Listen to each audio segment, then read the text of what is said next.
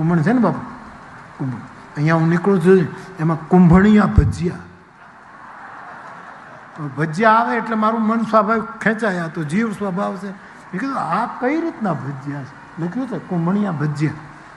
એટલે કુંભણવાળાએ કોઈ આ કુંભણ મને એટલા માટે યાદ આવ્યું કે કુંભણમાં અમરદાસ બાપુ ખારાવાળાના સંબંધો હતા અને કુંભણમાં એક કવિરાજ રહેતા હતા, બારોટ હતા. એ મારી કથાના બહુ પ્રેમી. અને કુંભણમાં અમરદાસ, એ અમરદાસ બાપુએ ને કવિરાજે કીધું કે તમે એક વખત કુંભણ આવો. અમરદાસ બાપુની કથા હતી અને વર્ષો પહેલાંની વાત. ત્યારે હું ત્યાં ગયો અને બાપુને 2 કલાક મેં સાંભળ્યા. ત્યારે કુંભણની અંદર અમરદાસ બાપુએ આ દૃષ્ટાંત આપ્યું હતું. એ અત્યારે હવે મારે તમને અત્યારે અહીંયા કહેવું છે. આ કુંભણિયું ભજ્યું છે. ખબર નહીં કેવું થતું છે.